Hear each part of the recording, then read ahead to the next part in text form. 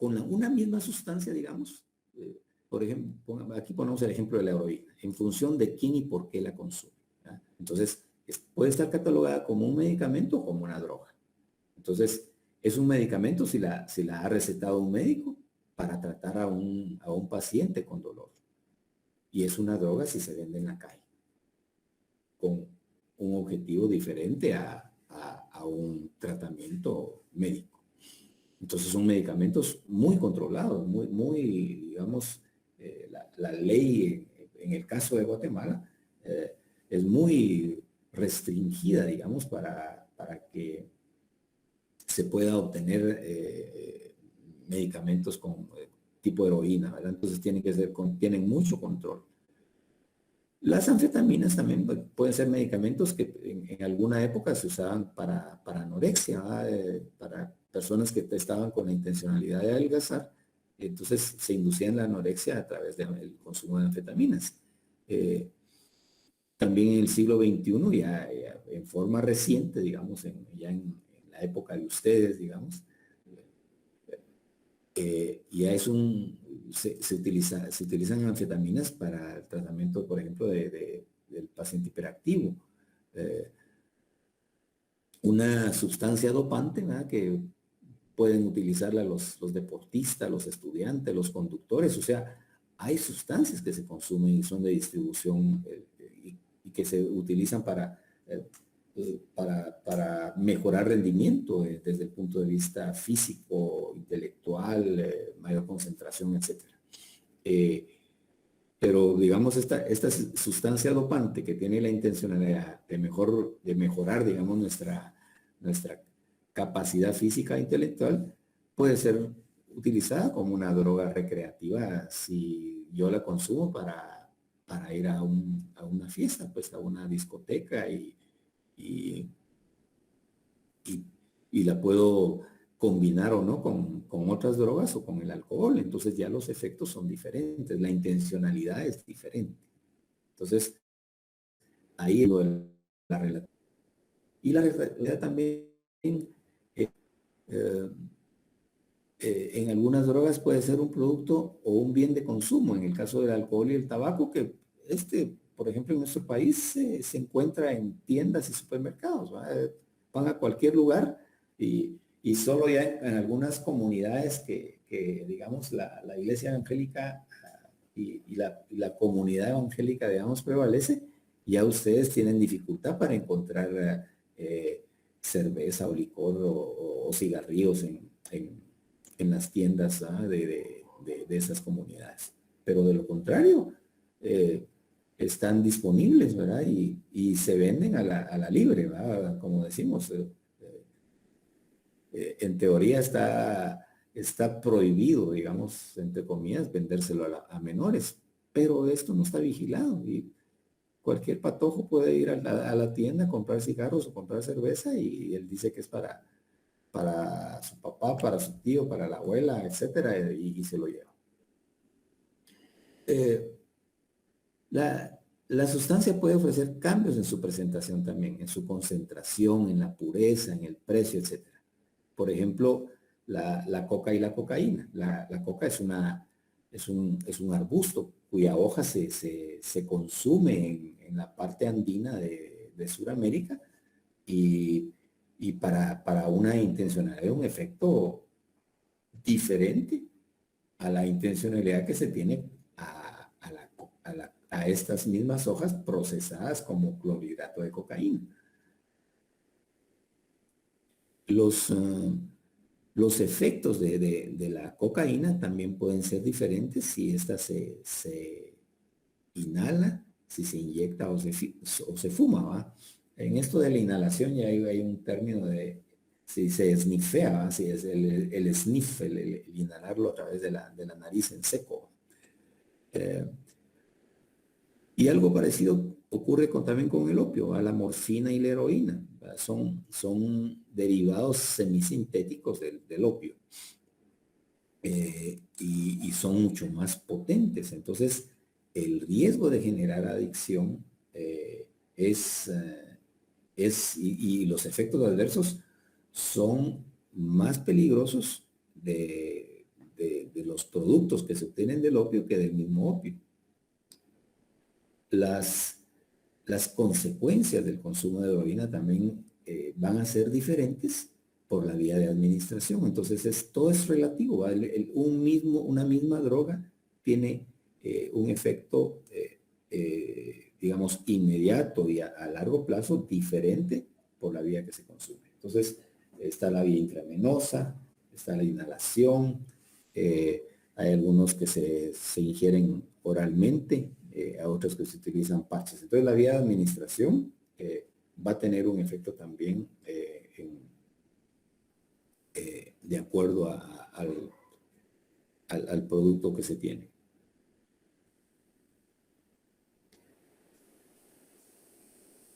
La droga puede causar una dependencia física y psicológica. Y la dependencia psicológica incluye un deseo, una ansia y una pulsión irresistible, ¿verdad? Que se le llama craving. Esto, digamos, a veces desenfoca a las personas sobre las demás cosas y va su punto de atención a la obtención del producto, ¿verdad? Le altera su estado de ánimo y no, los que son dependientes no tienen posibilidad de controlarse, ¿verdad? O sea, pierden esa capacidad de control. Vamos a ir viendo más adelante las razones de esto. La dependencia psicológica es un estado en que el fármaco produce una sensación de satisfacción y un impulso que lo lleva a tomar periódica continuamente la droga para experimentar placer o evitar el malestar. Entonces, cuando hablamos ya de dependencia y de la parte psicológica, es cuando la persona ya tiene esa sensación de satisfacción y lo mueve a que cuando ya le está pasando el efecto, lo busque para mantener la experiencia de ese placer o evitar algún malestar que esté produciendo, que tenga, ¿verdad?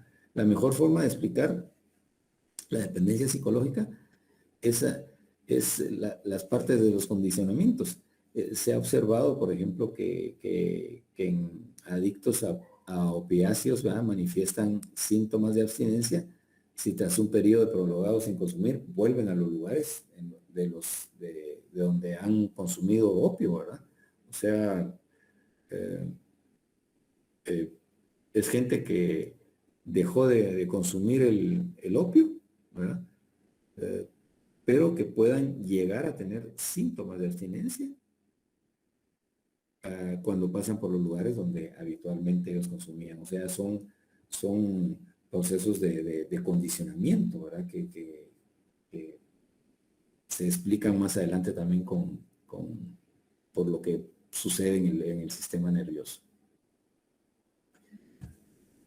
El craving, entonces, ese deseo es un deseo irrefrenable, ¿verdad? Y ansia del consumo de la droga. Representa algo muy intenso, una experiencia concreta como comer, bailar o sexo, ¿verdad? Entonces, es algo que es incontrolable, ¿verdad? El craving y los impulsos por el consumo tienden a ser automáticos y llegan a ser autónomos, llegan a controlar a la persona. Entonces, muchas veces la persona trata de suprimirlos, pero de tal forma está alterado el sistema nervioso que muchas de las funciones que tenemos como mecanismos de protección no nos están sirviendo, los hemos suprimido y están siendo controlados y dominados por ese desequilibrio de neurotransmisores que hemos tenido en estructuras muy específicas del sistema nervioso, donde está la voluntad, la toma de decisiones, etcétera. Entonces, esas áreas se ven afectadas. Entonces, estas son personas muy vulnerables que ya no dependen de sí mismas, ¿verdad? Hay que ayudarlos entonces.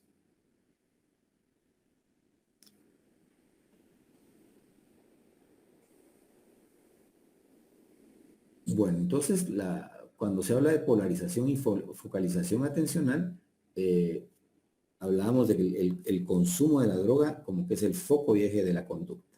Entonces, a la persona que está padeciendo de una dependencia, lo controla el pensamiento y los sentimientos en relación a buscar el tener la droga y el poder consumirla y mantener los niveles que su cuerpo ya le está demandando.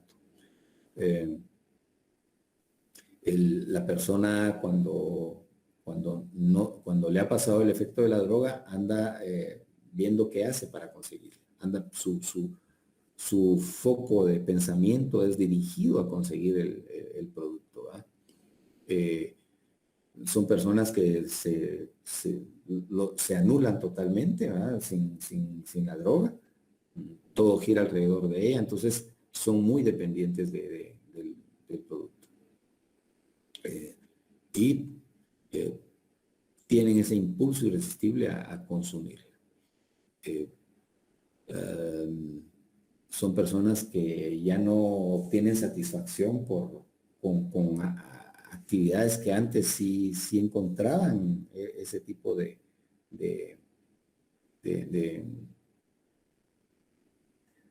diversión. Entonces, lo que antes era divertido deja de serlo, ¿verdad? Son personas que se aíslan, van perdiendo sus vínculos con amistades, con familiares, y también van dejando de tener actividades físicas. Regularmente ya se quieren relacionar solo con personas que también consumen la droga, y en ambientes donde se distribuye la droga. Estas personas, como les decía, pierden el control de sí mismos, ¿verdad? No tienen capacidad para tomar decisiones. Y el consumo se ejecuta a pesar de quererlo controlar, ¿verdad? O sea, la persona puede estar luchando mentalmente con no querer consumir el producto, pero como les decía, son muy vulnerables porque las estructuras cerebrales que están involucradas en las tomas de decisión están abolidas, digamos, y están controladas por las drogas. Son personas que,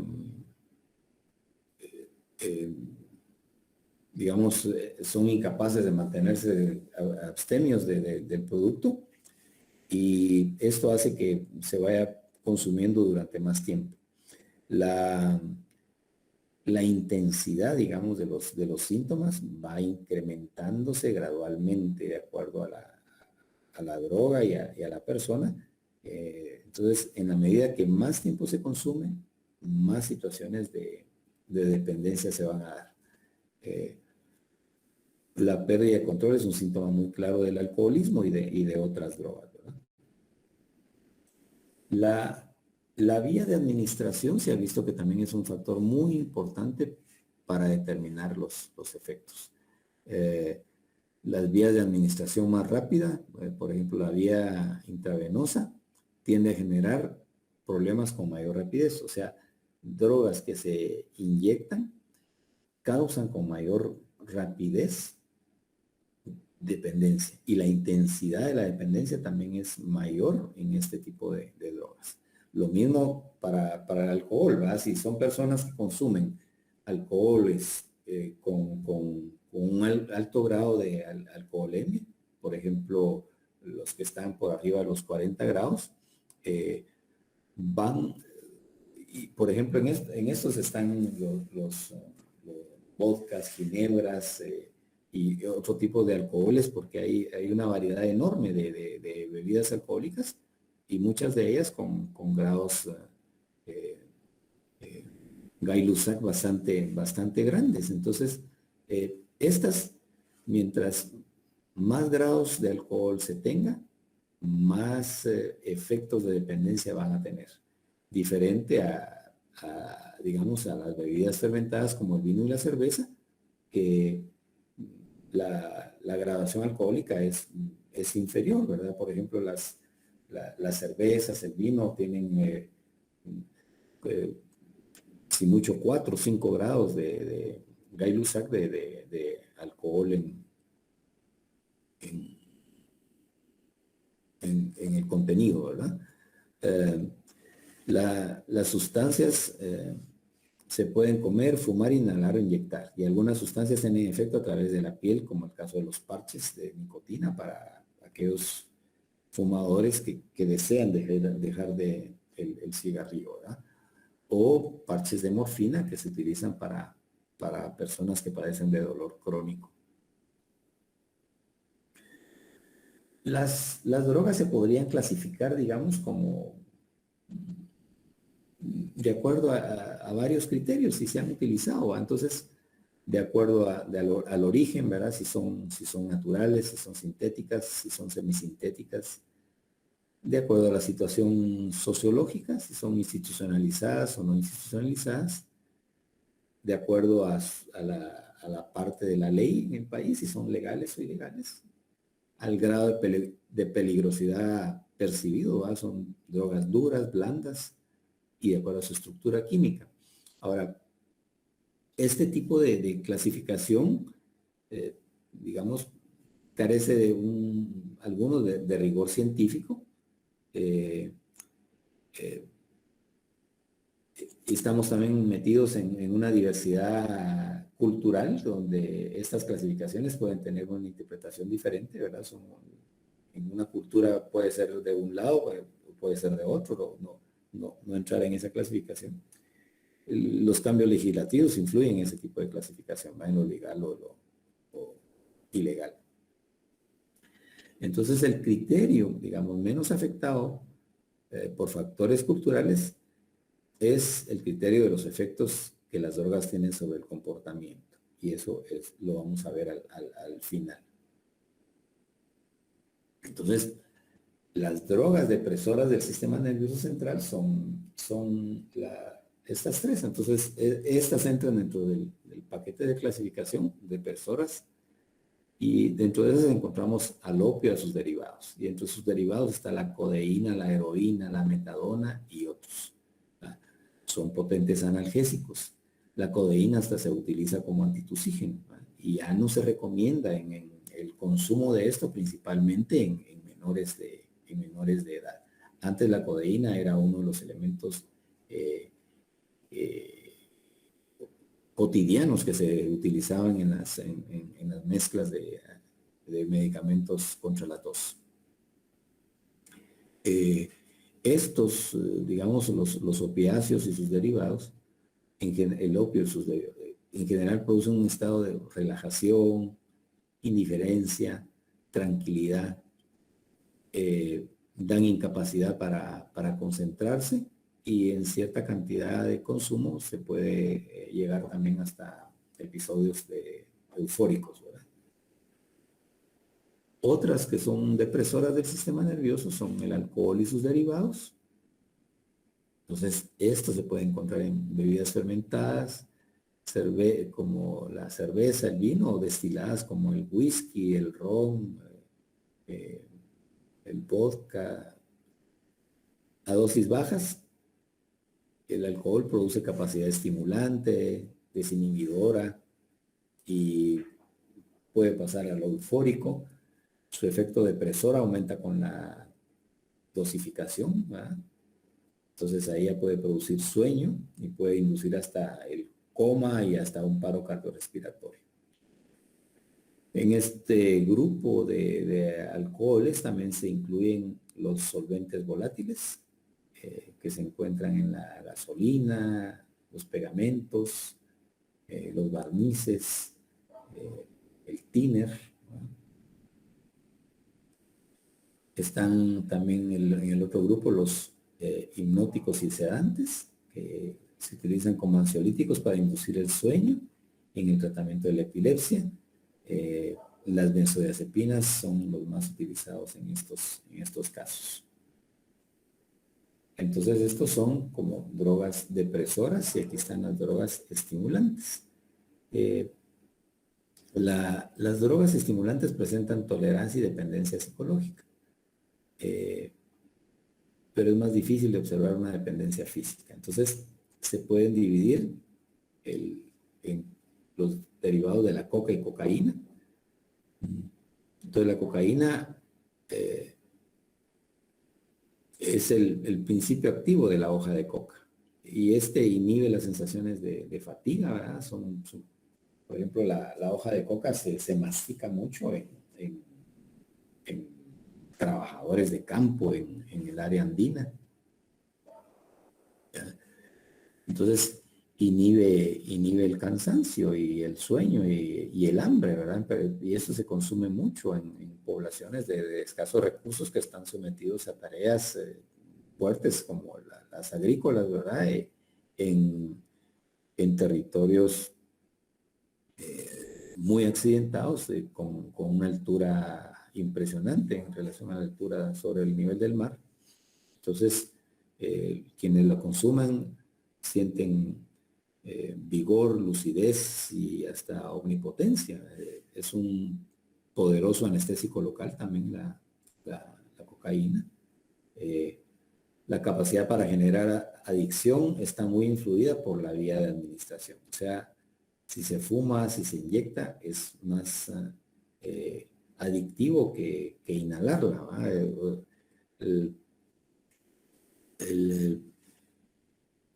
Recuérdense que la coca, digamos, fumada o inyectada tiene pues, efectos más catastróficos y a veces la pureza del producto también tiene mucho que ver con el efecto que va a tener en estas personas. En este grupo también están las anfetaminas, que son sustancias sintéticas relacionadas con la adrenalina y la efedrina. Entonces, pues son una sensación de alerta, de energía, de euforia, de aumento de la actividad y de la comunicación. Y son personas que la consumen, pierden el apetito y su estado de alerta dura más que lo normal, entonces tienen menos sueño. Aquí entra también el conocido éxtasis, ¿eh? Que es un derivado anfetamínico con leves efectos alucinógenos. O sea, sí se pueden, sí puede ser es un alucinógeno, pues, pero aquí también está el tabaco, con su principio activo que es la nicotina, que son efectos subjetivos buscados por el consumidor y le dan una sensación de efecto excitante, y a un mayor consumo puede ser un efecto depresor. Aquí también están las xantinas, que el principio activo se encuentra en el café, en el té y en el chocolate, en el cacao. Y están las drogas psicomiméticas o psicodélicas. Y el efecto principal no es la depresión ni la estimulación, sino la deformación de la percepción y de la sensación. La forman las familias. Y bueno, o sea que estas tienen un efecto en el cual altera totalmente cómo percibo la realidad y cómo me siento también en relación a mi estatus, digamos, en relación con el medio y con las personas. Entonces, están el cannabis y sus derivados y los alucinógenos, ¿verdad? Entonces, reciben el nombre de cannabis todos los productos de la planta cannabis sativa, como la marihuana, el hashish, la grifa, que son como familia de los cannabiáceos, ¿va? El principio activo es el tetrahidrocannabinol, que produce básicamente alteraciones en la percepción. Entonces, esto puede ser con euforia, puede ser con desinhibición, disminuye en la memoria,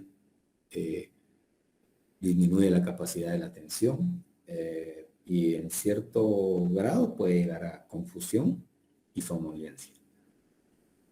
El otro grupo de las drogas psicomiméticas están los alucinógenos, Y en esto hay una familia muy diversa que incluye productos naturales y compuestos sintéticos.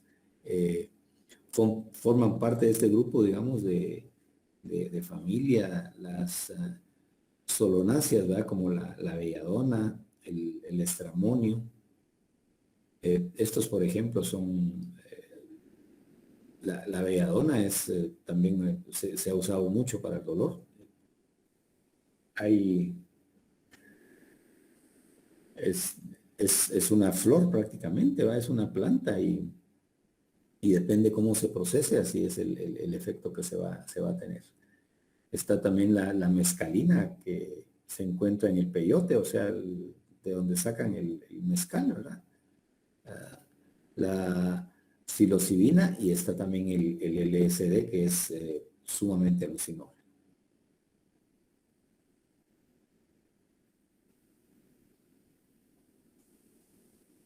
Luego de hablar de esta clasificación, podemos hablar entonces de drogadicción. Y la drogadicción se define como un trastorno crónico y recurrente que se caracteriza por la búsqueda y consumo compulsivo de la droga, pese a las consecuencias negativas, ¿verdad?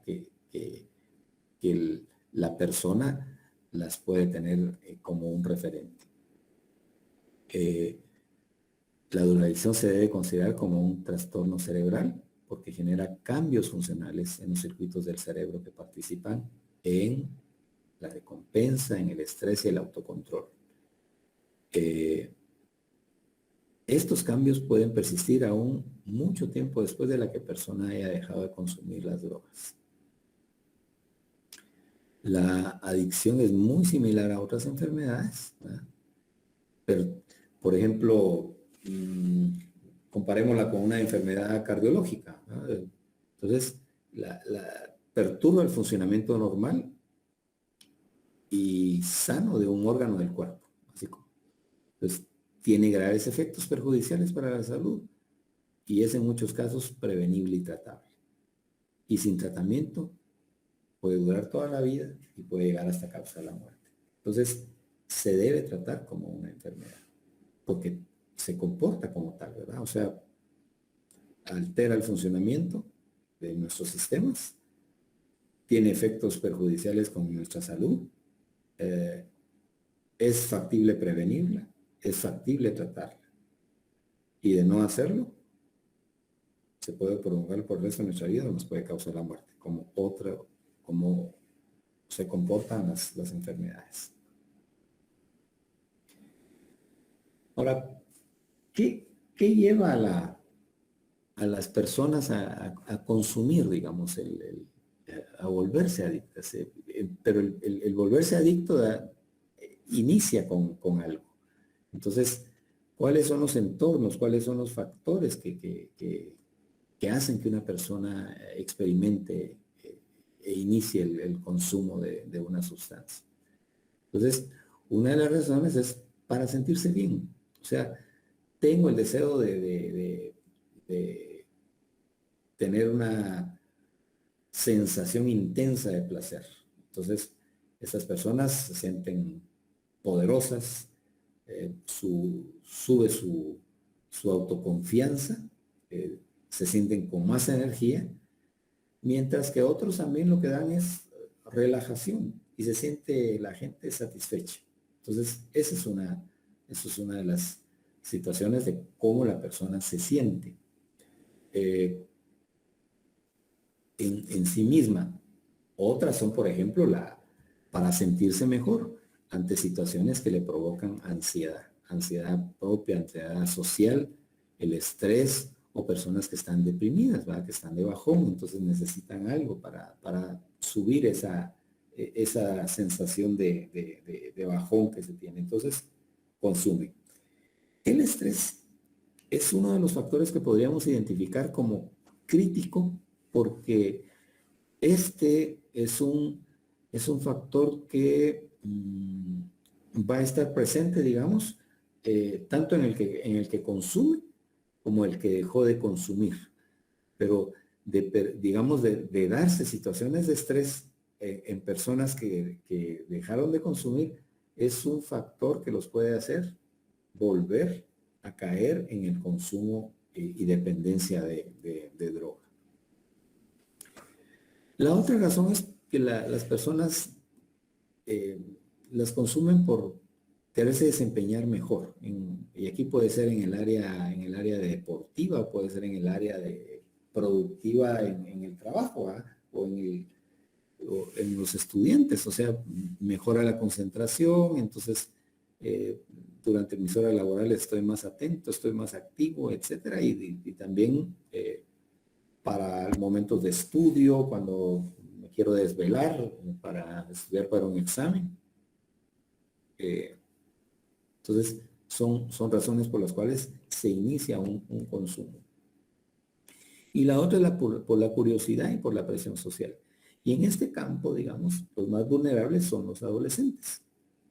O sea, el círculo alrededor hace que seamos propensos a un consumo cuando nuestra relación es con personas que consumen, pues.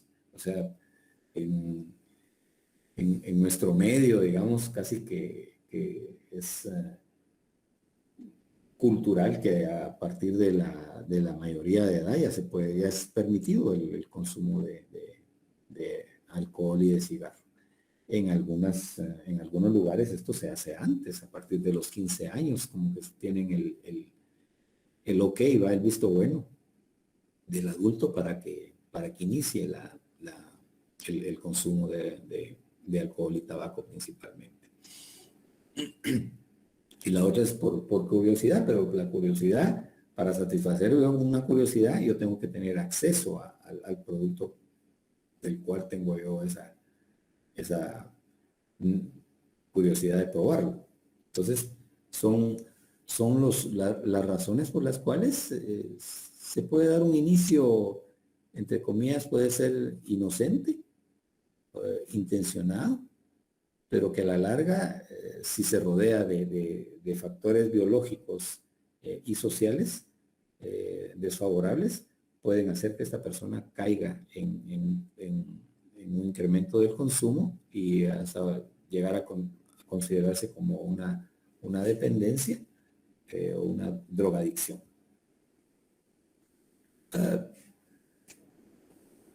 ¿Qué factores de estos que estoy hablando influyen en el consumo y la adicción? Entonces, uno es que el inicio del consumo para una percepción de los efectos positivos. Entonces, yo obtengo ese efecto positivo, me gusta, me agrada, es satisfactorio. Entonces, eso va a hacer que yo tenga la necesidad de continuar eso. Entonces, me hace sentir bien, me hace sentir poderoso, me hace sentir más activo, más propositivo, etcétera. Entonces, esos efectos que yo tengo va a hacer que yo consuma más. Otro factor que lleva al consumo es esa sensación de tener la capacidad de controlar el consumo. O sea, yo sé cuándo detenerme, dice el que está consumiendo, ¿verdad? Yo no soy adicto. Lo consumo solo en ciertos momentos cuando me quiero divertir, cuando me estoy sintiendo mal, cuando mi trabajo lo demanda, pero en cualquier momento yo lo puedo interrumpir. Entonces esa sensación, esa percepción, autopercepción que se tiene de control, hace que las personas lleguen a perder ese control, ¿verdad? Y que el control después sea tomado por parte de la droga. Los otros factores que van a incrementar eso es que lo que antes se sentía como placentero, las actividades que antes le agradaban al drogadicto, después se vuelven menos placenteras. Entonces, estas personas tienen que consumir la droga para sentirse bien, para sentirse mejor, para sentirse con esa sensación de placer. Entonces ya las actividades habituales o cotidianas que antes lo llevaban a tener ese placer, o que a las demás personas que no consumen les hacen tener una vida placentera, a esta persona ya no. El control de la necesidad de consumir la droga se hace difícil. Aún para las personas que están viendo que tienen problemas por el consumo, no solo en su condición física, sino en su entorno. Están teniendo problemas con su pareja, están teniendo problemas con sus hijos, están teniendo problemas con sus trabajadores, ya sea en la línea o con las líneas jerárquicas del trabajo, con quienes se relacionan. Pero a pesar de que tiene esa conciencia, la persona sigue consumiendo. Entonces, eso es algo que puede ir, digamos, identificando a personas con riesgos mayores, sumidos en adicción, y con factores que le van a hacer más difícil salir de esa adicción. Otro de los signos, digamos, que se identifica que identifican a las personas que están en una línea ya de adicción, es cuando la dosis en cantidad ya no les es satisfactoria, o la frecuencia. Entonces incrementan la frecuencia, o sea, se hacen más corto el periodo entre un consumo, la dosificación de una y la otra aplicación del producto, o la dosificación la van incrementando. Entonces, esas son señas casi claras de que esta persona está cayendo en adicción.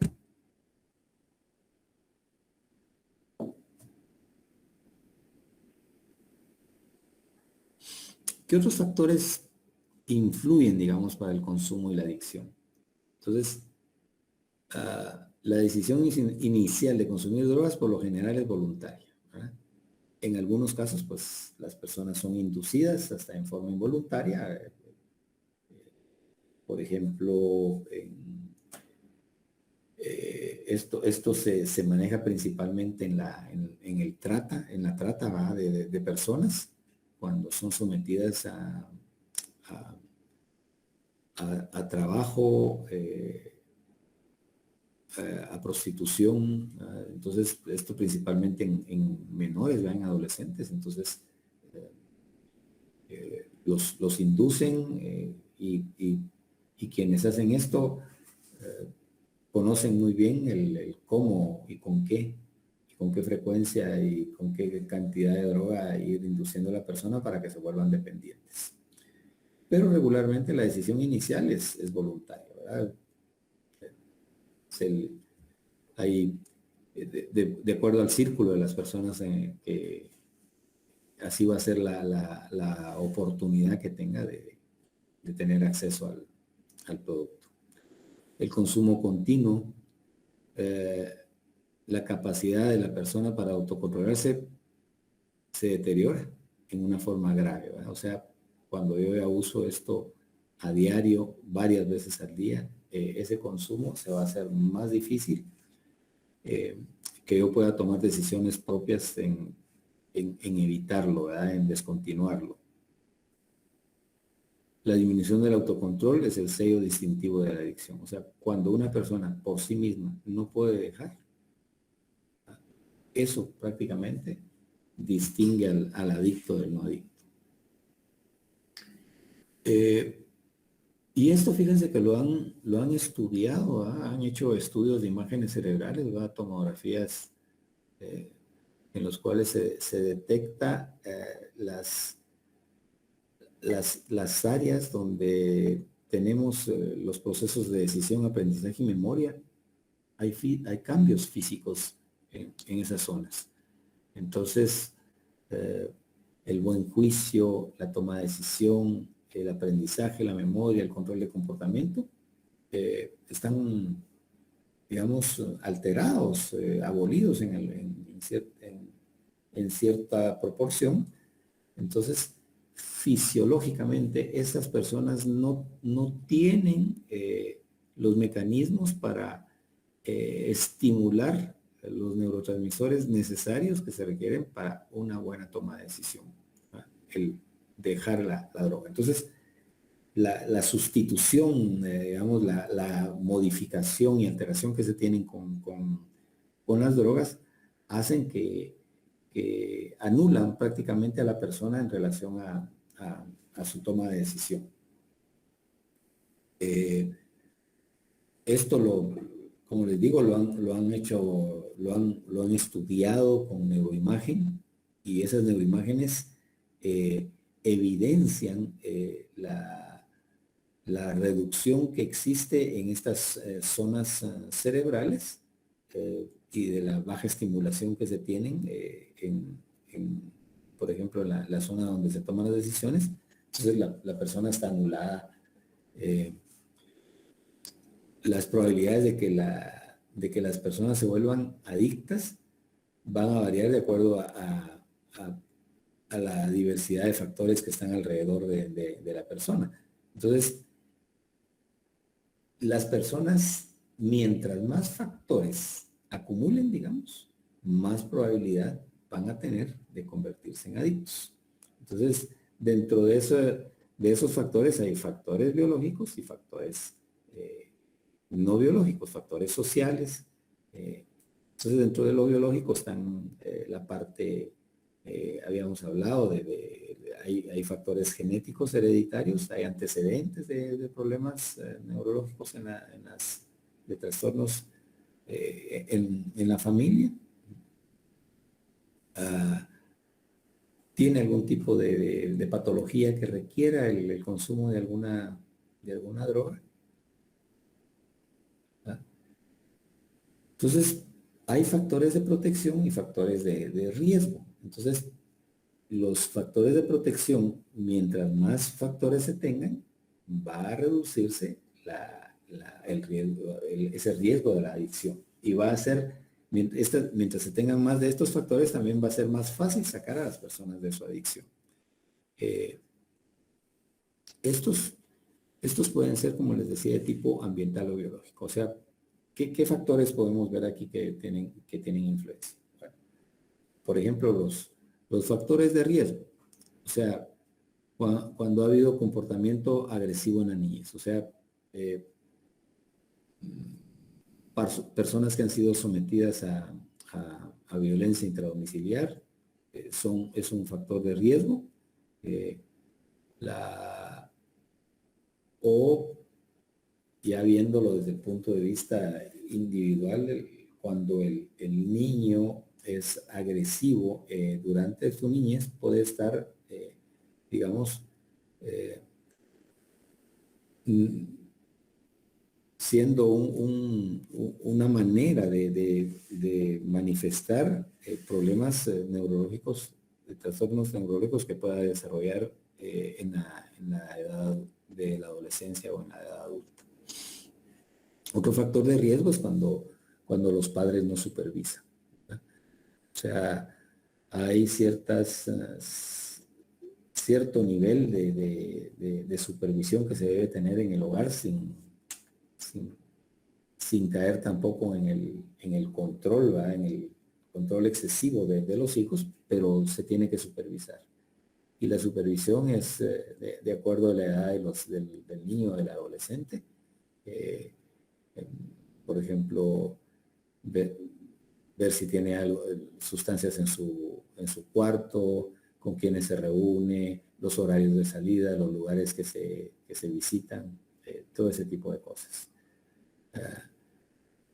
Otro factor de riesgo es pocas habilidades para resistir a la presión de nuestros pares, ¿verdad? O sea, los adolescentes con adolescentes, se conoce que aquí el círculo de influencia puede ser muy poderoso y hacer que el grupo haga que la persona consuma solo por curiosidad o por volverlo parte del grupo, el cual ya ha experimentado y son consumidores de alguna droga. cuando se experimenta, ¿va? Con las drogas. O sea, voy a probar a ver qué se siente y de repente se siente tan bien que sigo consumiéndolo, ¿va? El otro factor de riesgo es la disponibilidad de drogas, no solo en la escuela, sino en la comunidad, ¿va? O sea, qué tan factible es que yo tenga la droga disponible, y lo otro es que yo tenga los recursos también para comprarla. Los factores de pobreza tienen también, es un factor de riesgo. Eh,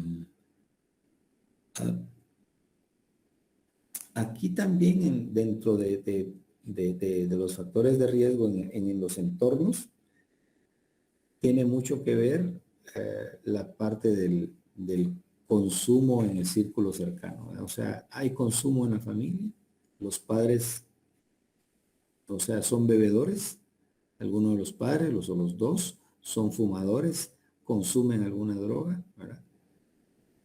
Y en relación a la pobreza, recuérdense que la pobreza es un factor crítico, eh, y conlleva situaciones de deterioro emocional, donde las personas pueden andar con ansiedad, con depresión, y son factores que entonces los pueden inducir al consumo de alguna droga que los envuelva en una atmósfera en la cual no se percibe todo este tipo de problemas que da la pobreza. O sea, el no tener para llevar a la casa, el no tener un trabajo, lo mínimo para que la gente coma. Entonces, eso muchas veces induce a que las personas consuman, principalmente en nuestro medio, es el consumo del alcohol, ¿verdad? ¿Qué factores protectores tenemos? La autoeficacia, o sea, la confianza en la capacidad del autocontrol, ¿no? O sea, el apoyo y la vigilancia parenteral, las relaciones positivas, o sea, una familia funcional hace que sea menos expuesta a la persona a este tipo de curiosidades.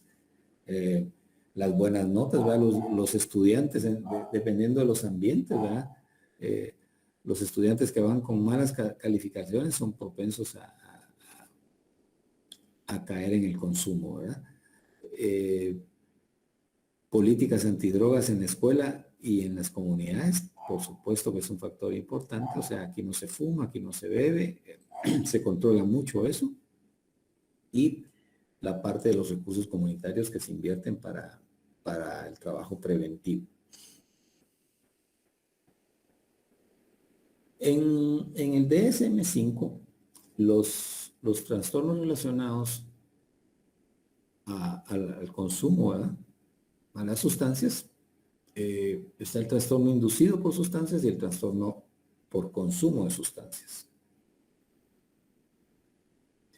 Entonces, los trastornos inducidos por sustancias está la intoxicación, la abstinencia y otros trastornos mentales inducidos por sustancias o medicamentos, como problemas de trastorno psicótico, los trastornos bipolar, trastornos relacionados con esto, trastornos depresivos, trastornos de ansiedad, trastorno de los TOC, el trastorno obsesivo compulsivo, trastornos relacionados con esto, trastornos del sueño, disfunciones sexuales, síndrome confusional y trastornos neurocognitivos. El otro es las sustancias que pueden causar esos trastornos son, por ejemplo, el alcohol, los alucinógenos, la cafeína, la marihuana, las anfetaminas y la cocaína, sustancias inhalantes, los opioides, sedantes, hipnóticos, ansiolíticos, el tabaco y otras sustancias. Entonces, además de sustancias, este capítulo de trastornos inducidos por sustancias, aquí han incluido ya el juego. Y el juego desde el punto de vista patológico, ¿verdad?, cuando es la persona ya es dependiente del juego y se comporta de igual forma, y la parte de los neurotransmisores, la parte bioquímica, han encontrado que es idéntica a la del consumo de alguna droga. Entonces, los mecanismos de recompensa, ¿verdad? Que se activan a través de ese consumo de alguna droga son idénticos a los de los mecanismos que se desencadenan por el juego. Y está entonces el otro, el trastorno por consumo de sustancias. Entonces, las características esenciales es un conjunto de síntomas cognitivos, conductuales y psicológicos que indican que la persona sigue consumiendo la sustancia a pesar de los significativos problemas ocasionados. Estos criterios, ¿verdad? El consumo de drogas afecta a la persona física y psicológicamente, y también a sus relaciones con el mundo. Y cuando hablamos del mundo es en el ámbito familiar, se afecta en el ámbito laboral, el educativo, el económico, el legal, aún en sus tiempos libres. Algunos de los síntomas son específicos de la sustancia que se consume, la vía por la cual se administra, pero todos los trastornos por consumo de sustancias comparten los mismos síntomas, aunque con algún grupo o categoría de drogas son menos manifiestos o pueden no aparecer.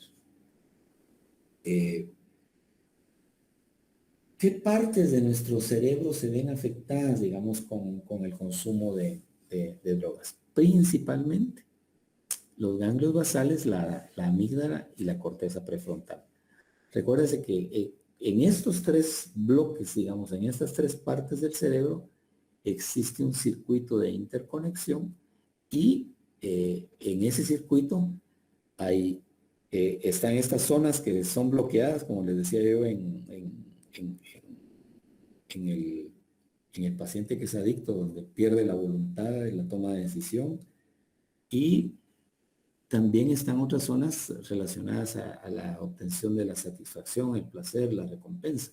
Entonces, por ejemplo, en los ganglios basales, ahí hay, digamos, zonas en las cuales se percibe las cuestiones motivacionales, o sea, los efectos placenteros de actividades saludables como el comer, el interactuar socialmente o tener una actividad sexual. Ahí están en los ganglios basales. Ahí también hay zonas donde radican todas las señales y donde se han formado hábitos y rutinas, están metidos en esta zona cerebral, en estos ganglios basales. Y estas zonas son las consideradas las que están en ese círculo de recompensa del cerebro. Las drogas generan una hiperactividad en este circuito. Entonces, generan euforia cuando se consumen. La repetición de una droga hace que este circuito se vaya adaptando. Entonces va siendo menos sensible al entorno, a la percepción de las otras cosas. Entonces, estas personas después difícilmente van a sentir, van a percibir el placer o la satisfacción si no es a través de la droga. Entonces, es lo que les decía anteriormente, la percepción de cosas que le causaban anteriormente placer, motivación a las personas, ahora no son percibidas como tal, bioquímicamente, ¿verdad? No se están recibiendo como tal. Entonces esta persona busca algo más intensivo, y de repente lo intensivo no está en su entorno, entonces lo consume. La otra parte es la amígdala, ¿verdad? Y aquí recordémonos que la amígdala es donde se almacenan también, ejercen funciones primitivas, ¿verdad? Ahí se tienen las sensaciones estresantes como la ansiedad, la irritabilidad, la inquietud. Y estas son sensaciones que se tienen en la abstinencia, ¿verdad? Las personas están absténicas de una droga, están ansiosas, están irritables, están inquietas. Doctor, disculpe, Sí, yo tenía una duda. El consumo de drogas ya cuando es adicción puede volver agresivas a las personas. sí, sí, claro, claro. Y todo depende del el tipo de droga que se consume, ¿verdad? El, más a las que se ponen eufóricas, en esa euforia se pueden poner en agresivas. Otras son, ah, amortiguan, digamos, nuestras reacciones, o sea, nos mantienen más tranquilos, más... entonces son personas que reaccionan muy poco a esto. Entonces depende del tipo de droga que tratamos. Entonces hablamos de las depresoras y de las que estimulan. Eh, pero la persona se torna más agresiva cuando no encuentra el producto y ya le bajó el nivel, ¿verdad? Entonces, ahí es donde pierden esa, ese equilibrio y empiezan a alterar su entorno en las relaciones con las personas más cercanas, ¿verdad? Ya cuando pierden el control. Exactamente. Entonces, cuando no encuentran, no satisfacen su abstinencia, esto se potencia, ¿verdad? La reacción de la amígdala. Entonces, eh, eh, cuando se pierde, digamos, se diluye en el sistema la cantidad de droga, motiva a la persona a consumirla. Entonces lo vuelve ansioso, lo vuelve irritable. Eh, y este circuito se vuelve cada vez más sensible. Miren, este se inhibe.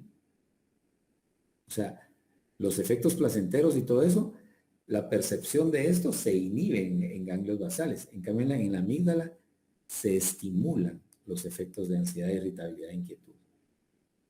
Entonces, eh, con el tiempo, una persona con trastorno por consumo de drogas, si no las consume, para lograr un estado de euforia, no lo logra, ¿va? Sin la droga. Eh, y cuando tienen cierto tipo de malestares, tampoco pueden ser resueltos de las maneras convencionales y requieren el consumo de la droga. La otra zona que se ve afectada es la corteza prefrontal. Y aquí es donde están en la corteza están muchas funciones cognitivas, ¿verdad? Entonces la capacidad de pensar, planificar, la resolución de problemas, la toma de decisión, el control de nuestros propios impulsos se pierde. Entonces, eh, todas esas, la capacidad, dentro de las capacidades cognitivas, digamos que ahí entran las capacidades ejecutivas, eh, se va perdiendo. Entonces la persona no es capaz de ver más allá de, de, de, de un acto, eh, de lo que las consecuencias que trae en el tiempo, las situaciones. Es incapaz, por ejemplo, de manejar situaciones a largo plazo. Se le presentan problemas que habitualmente de repente lo sabía resolver, el, la adicción no le permite, o el consumo no le permite, entonces, eh, resolver ese tipo de problemas. Entonces sus funciones ejecutivas están dañadas, están alteradas. Eh, Recuérdense que esta parte de la corteza prefrontal adquiere su madurez más o menos a los 24 años, 25 años. Madurez, o sea, es un área que está madurando continuamente y es de las que encuentra un proceso digamos, de maduración más allá de la edad del adolescente, de la edad del adulto joven. De tal manera que eso es lo que hace que los adolescentes tengan mayores factores de riesgo, de caer en consumo y adicción de drogas, porque la corteza prefrontal la tienen inmadura. Entonces son más propensos a la adicción.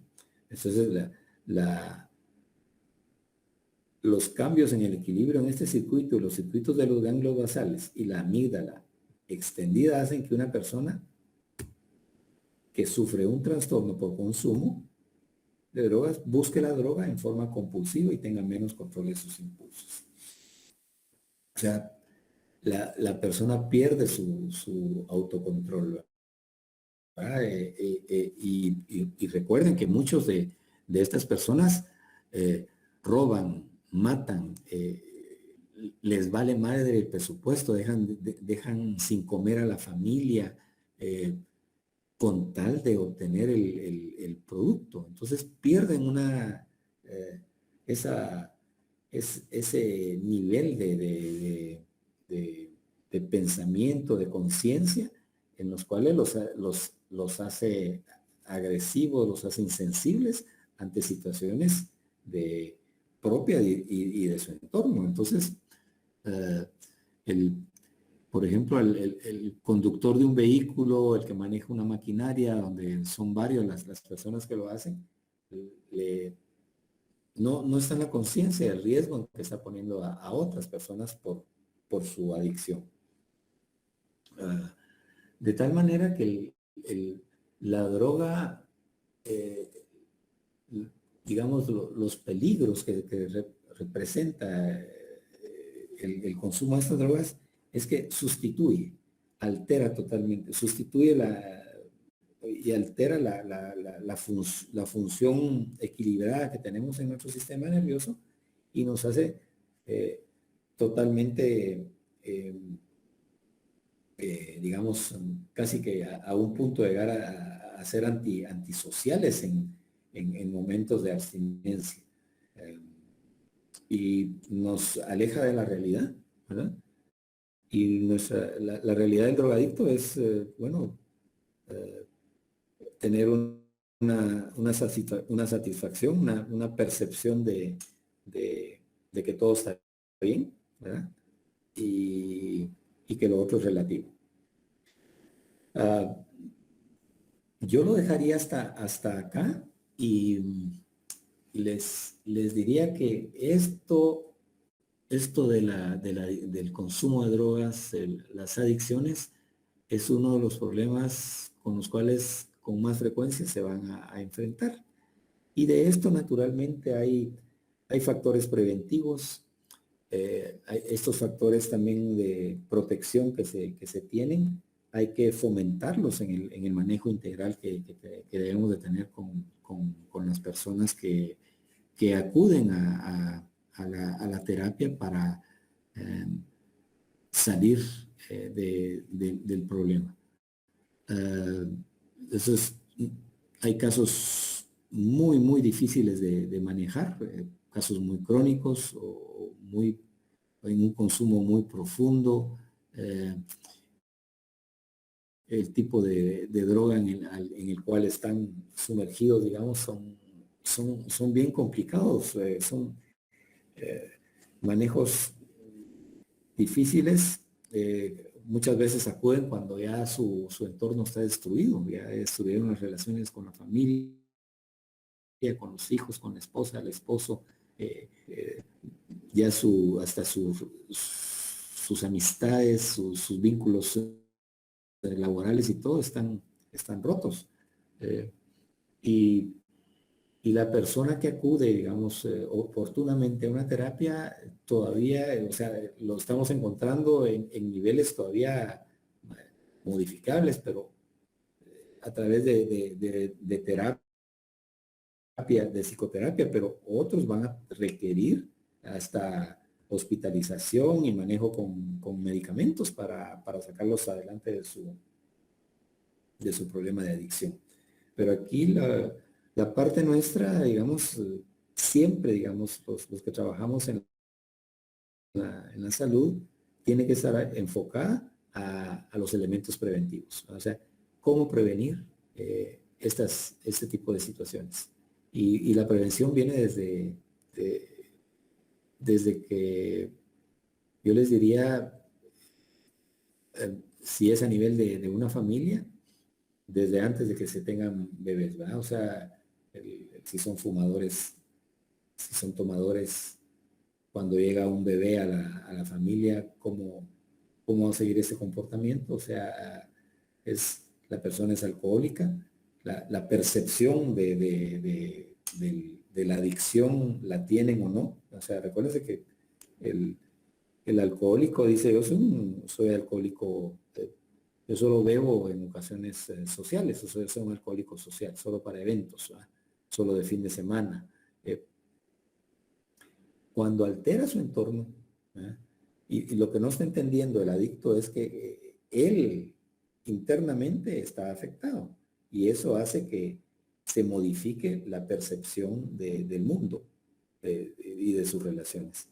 Entonces, él no se siente afectado, él se siente que puede controlarlo, que no es una cuestión grande y viene con un sinfín de comparaciones, ¿verdad? No, yo no soy como tal, yo no soy como X persona, tengo control de esto, en cualquier momento lo puedo dejar si se me da la gana, etcétera, etcétera. Ese tipo de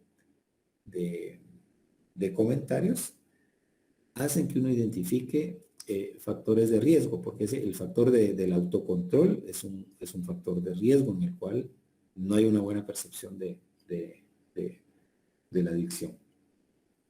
Entonces la parte preventiva arranca, como les decía, desde evitar el consumo y si se tiene un consumo moderado, digamos, evitarlo dentro del hogar cuando hay niños. Y aquí en nuestro medio somos muy propensos a desarrollar eventos de celebración familiar o comunitaria en el cual el consumo de alcohol y de cigarrillo es impresionante, ¿verdad? Aquí se han hecho muchas cosas desde el punto de vista legal para reducir ese tipo de cosas. Por ejemplo, la ley de tabaco es muy importante, se luchó mucho con la política del tabaco, las leyes del tabaco, y al menos los que no fumamos ya tenemos mayores factores de protección sobre los efectos secundarios que causan todos los elementos que tiene un cigarrillo, que no solo es nicotina, ¿verdad? Sino que todo aquello que es cancerígeno. Entonces, las leyes protegen aquí a lo que antes éramos nosotros como fumadores pasivos, ¿verdad? Que el fumador pasivo a veces estaba en mayor riesgo porque inhalaba más directamente los químicos esos que tiene el cigarrillo. Y de igual forma deberíamos de ser nuestros hogares. Aquel que fume fuera de la casa. Si se celebra con moderación, ¿verdad? Pero cuando hay consumo excesivo de alcohol, pues, y hay menores de edad viéndolo, es como una luz verde, ¿verdad? El niño, el adolescente ve la diversión y le da curiosidad, ¿verdad? O sea, eso se produce por el consumo de alcohol. Bueno, probemos. A ver si me pongo tan contento. Y en algunos casos, pues, en los extremos, ¿va? Cuando ya las personas caen en la depresión total por el consumo de alcohol principalmente, y se ven en una condición inadecuada, ¿va? Para que lo vean los menores. A veces esto puede ayudar o puede ser un factor potencial. Ahí sí que cómo lo perciba el menor de edad, donde rechace totalmente esto o lo justifique, ¿verdad? Y lo vuelva a un consumo habitual para su vida en una forma temprana. De tal manera que el consumo, digamos, el estar metido en el ámbito de la droga, tiene estos factores biológicos y ambientales, si le quisiéramos llamar, en los cuales va a existir un desbalance en ellos, ¿verdad? O sea, factores biológicos que muchas veces no podemos cambiar. Bueno, es nuestra edad, nuestro sexo, nuestra genética, hay o no trastornos mentales que pueden ser heredados en la familia. Eso son aspectos que son no controlables, ¿no? O sea, mi edad no la puedo controlar, no la puedo cambiar. Entonces, los otros factores, los factores ambientales, eso sí, o sea, ¿cómo es mi hogar funcional, no? O sea, en hogares disfuncionales hay más propensión a que se consuma alguna sustancia por parte de la pareja o de los hijos. El que exista o no consumo de uno de los dos padres también hace que los factores se incrementan o se reduzcan.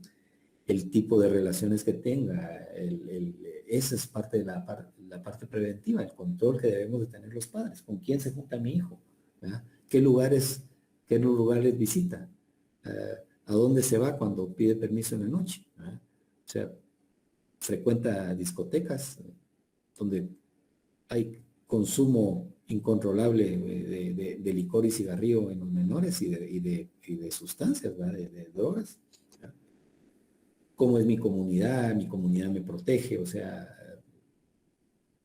hay cuidado por parte de los ancianos,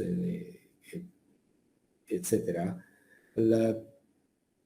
La parte de la droga es esencial también en esto, o sea, ¿qué tipo de droga es, ¿verdad? La que se consume? Ese es un factor importante en la parte preventiva y en la parte curativa, digamos. ¿Qué tipo de droga? Ya cuando es curativo, ¿qué vía de administración lo utiliza? Los efectos que tienen esas drogas, ¿verdad? Van a ser efectos que son muy atractivos, los alucinógenos, ¿verdad? Entonces, alucina bien o alucina en forma de pesadilla, todo ese tipo de cosas. Y en la droga tenemos que hablar mucho de la disponibilidad de la misma. O sea, es accesible para las personas tenerlo, tienen dinero para comprarla, y si tienen el dinero a la vuelta de la esquina, tienen la tienda para obtenerlo. Entonces, factores que tienen que ver es en qué momento se inicia el consumo, en la edad que se tiene. Mientras más temprano es, más problemático va a ser salir de adelante de la situación. Pues, los factores protectores hay que fomentarlos y parte de ello principalmente es la participación de los padres. Y veamos cómo está nuestra sociedad de alterada, hogares que no son los típicos, ¿verdad? O sea, monoparentales, o a veces son niños o adolescentes cuidados por los abuelos porque los papás migraron para generar ingresos desde un país en el extranjero. Entonces son los abuelos quienes, o lo monoparental cuando se va el papá, se va la mamá, etcétera.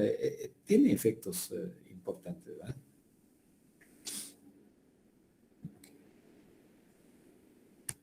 ¿Comentarios o preguntas?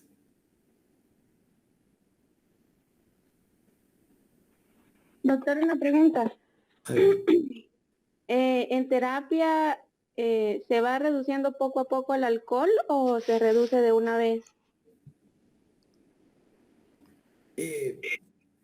Hay diversos métodos terapéuticos de abordar a las adicciones, pero sí, en algunos casos promueven el retiro gradual de la droga, ¿no? Incluyendo ahí el alcohol, y en otros casos es abrupto, pero cuando es abrupto es muy peligroso y hay que tener medicamentos alternativos y un manejo adecuado por personal entrenado para tratar a estos casos, ¿verdad? Sí, porque fíjese que yo estaba platicando con un alcohólico anónimo y dice de que son 24 horas y lo tienen, o sea, tienen que limitarse en ese tiempo a no ingerir alcohol. Por eso me surgió la duda, porque para reducirlo de una vez, para quitarlo. O sea, ellos lo quitan de una vez. Ese es el sistema de ellos. Sí, sí, Paola, pero todo va a depender del individuo y aspectos muy particulares, o sea, la cantidad que consume, ¿verdad?, a diario. Entonces, esto tiene efectos fisiológicos, en la abstinencia así abrupta tiene efectos fisiológicos peligrosos, ¿verdad? O sea, una persona puede hasta colapsar si no se tiene la cierta cantidad eh, en el sistema, ¿verdad? Es una persona que produce, que consume grandes cantidades, ¿verdad?, de alcohol, no responde tan fácilmente ni tan así de hacerlo en casa, ¿verdad? Quitémosle todo y encerrémoslo. No puede ser tan así el manejo.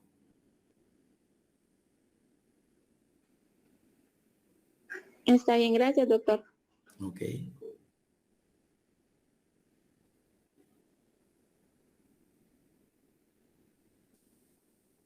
¿Alguien más?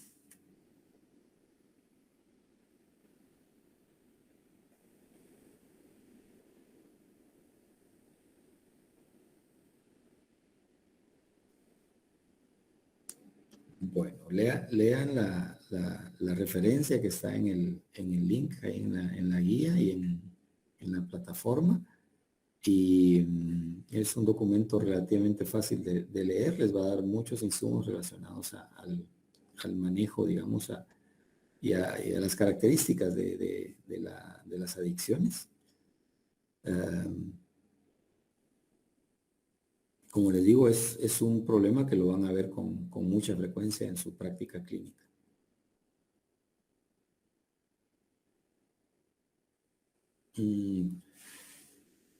Ok, entonces retomemos para quienes no estaban conectados, el tema de la parte administrativa, digamos, entre comillas. El examen se publica el próximo viernes y se cierra el domingo. Quienes no logren llegar a la nota mínima para ganar el curso, pues van a tener una oportunidad para sacar el examen en una segunda oportunidad. El examen de recuperación creo que se va a publicar muy rápido en relación a la fecha donde se cierra nos están pidiendo que los califiquemos y que publiquemos sumamente rápido las notas. Así es que tienen que estar muy pendientes de eso. Doctor, disculpe, ¿y nos va a poner tareas para esta semana antes del examen? Fíjese que la guía sí la tiene, entonces Okay. Gracias. lamentablemente hay una tarea ahí déjeme ver de cuánto es, denme un segundito.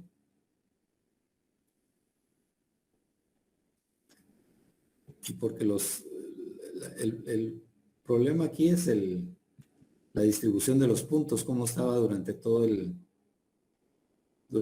semestre. Entonces, si hay una tareita que, pues, ¿de cuántos puntos es?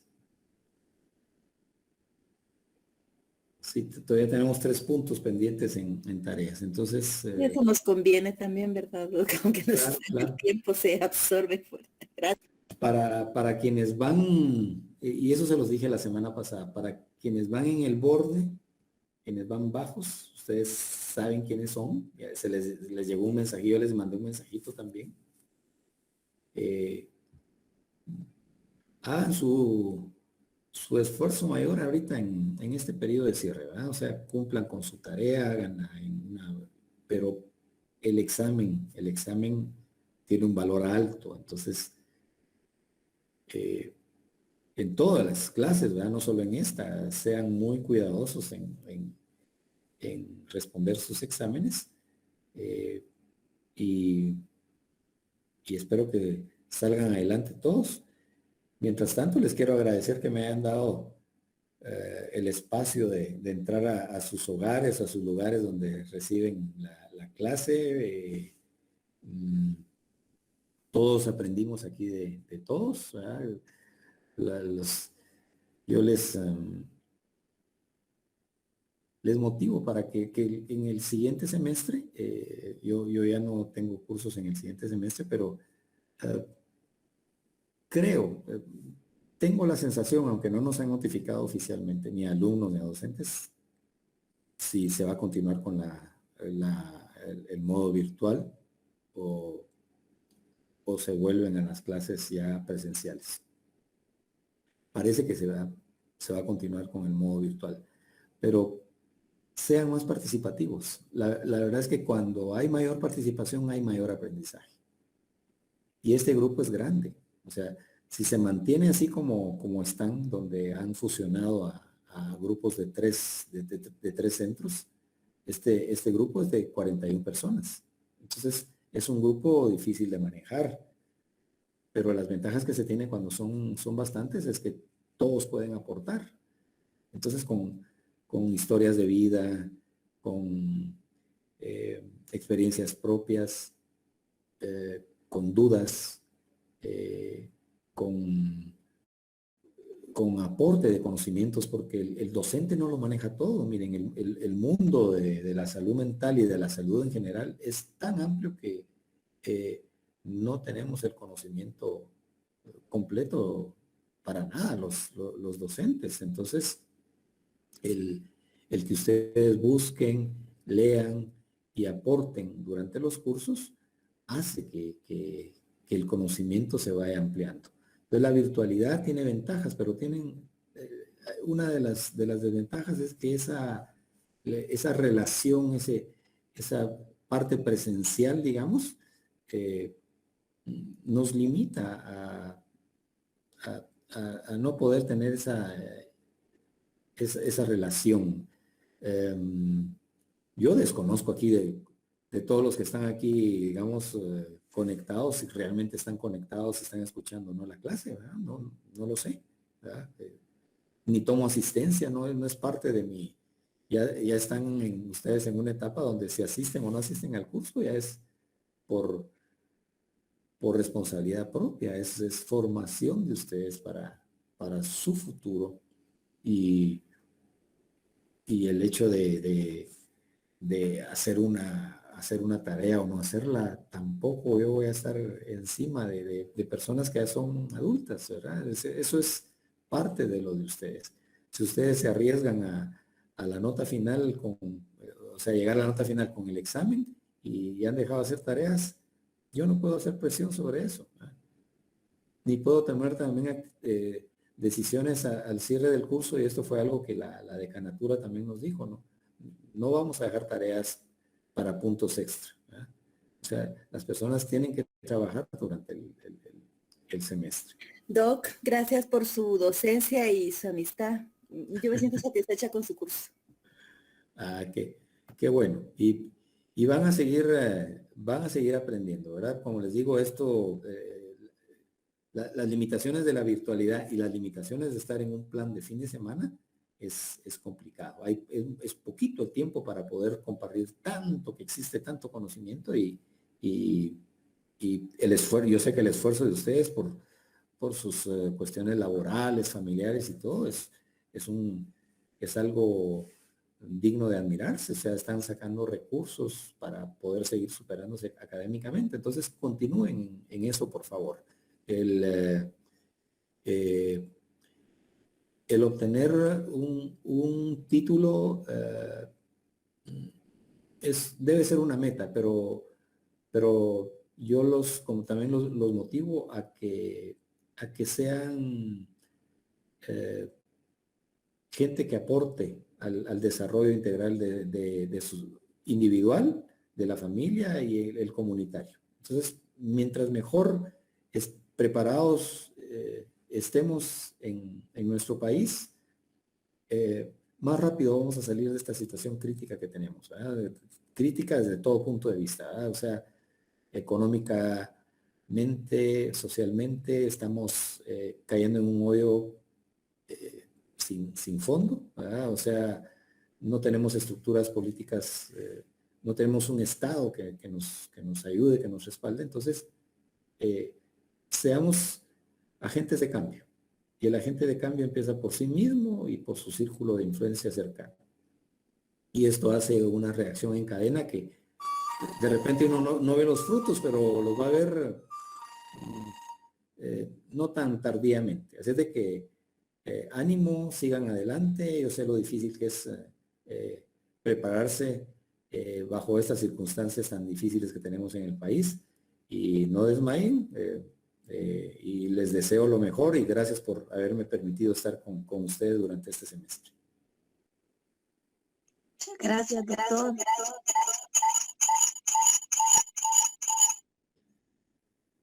Muy bien, si no hay más, entonces ahí Muchas gracias, doctor. los dejo y va a estar el WhatsApp por cualquier cosa, individualmente o colectivamente que ustedes quieran aportar. ¿Ven? Ahí está también para el examen, dudas y todo que puedan tener, ahí lo hacen.